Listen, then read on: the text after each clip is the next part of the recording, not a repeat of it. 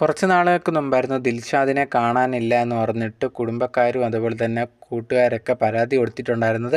എല്ലാവരും ദിൽഷാദിനെ തിരിച്ച് കിട്ടണം എന്നുള്ള രീതിയിൽ ഭയങ്കരമായിട്ട് പ്രാർത്ഥിച്ചിട്ടുണ്ടായിരുന്നു. ഒരുപാട് നന്മകൾ ചെയ്തിട്ടുള്ള ഒരു വ്യക്തിയാണ്. ട്രാവൽ വ്ളോഗ് ചെയ്യുമ്പം ആഫ്രിക്കയിലൊക്കെ ചെന്ന സമയത്ത് അവിടെ വെള്ളമില്ല എന്ന് കണ്ടിട്ട് അവിടെ കുറേയധികം കുടുംബത്തിന് കിണർ കുഴിച്ച് കൊടുത്തിട്ടുള്ള ഒരു വ്യക്തിയാണ്. അപ്പോൾ അത്രയ്ക്ക് ആൾക്കാർക്ക് ഇഷ്ടപ്പെടുന്ന ദിൽഷാദിനെ ഇത് കണക്ക് മേഘാലയയിലേക്ക് പോയതിന് ശേഷം പിന്നെ വിവരമില്ല. അതുപോലെ തന്നെ അതിന് മുമ്പ് എന്തോ ഐ ക്വിറ്റ് എന്ന് പറഞ്ഞ് ഇൻസ്റ്റാഗ്രാമിൽ ഒരു പോസ്റ്റ് ഇട്ടിട്ടുണ്ടായിരുന്നു. ഇതെല്ലാം ഭയങ്കര വിഷയമായിട്ടുണ്ടായിരുന്നു.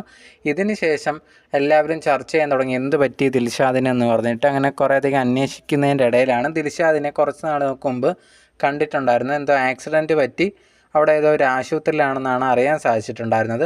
ഇപ്പോൾ ലേറ്റസ്റ്റ് ആയിട്ട് ദിൽഷാദ് തന്നെ അതെന്താണ് സംഭവിച്ചതെന്ന് പറഞ്ഞൊരു വീഡിയോ പോസ്റ്റ് ചെയ്തേക്കുവാണ്. അന്നുണ്ടെങ്കിൽ ഇതേ കണക്ക് ആ ഒരു ട്രാവലിൻ്റെ ഭാഗമായിട്ട് ഒരു ഗ്രാമത്തിലേക്ക് പോകുമായിരുന്നു. അങ്ങനെ പോകുന്ന വഴി ഉണ്ടെങ്കിൽ മഴയൊക്കെ ആയിരുന്നു. താനുണ്ടെങ്കിൽ നല്ല രീതിയിൽ സ്പീഡിൽ വണ്ടി ഓടിച്ച് പെട്ടെന്നൊരു വണ്ടി കുറുക്കെ വന്നതും വെട്ടിച്ച് മാറ്റിയതാണ്. ജസ്റ്റ് താഴോട്ട് പോകുന്ന ഒരു ഏരിയയാണ്.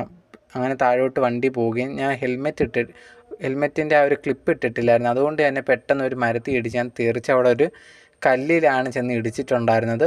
ഞാൻ ഉടനെ എണീറ്റെങ്കിൽ പോലും കുറച്ച് കഴിഞ്ഞപ്പോൾ എനിക്ക് ബോധം പോയിട്ടുണ്ടായിരുന്നു. അവിടെ ഉള്ളവർ തന്നെയാണ് എന്നെ എടുത്ത് ആശുപത്രിയിൽ കൊണ്ട് ആക്കിയതും. അതിനുശേഷം ബോധം വന്നപ്പോൾ 1-2 ദിവസം കഴിഞ്ഞു എന്നുള്ളൊരു കാര്യം ദിൽഷാദ് പറയുന്നുണ്ട്.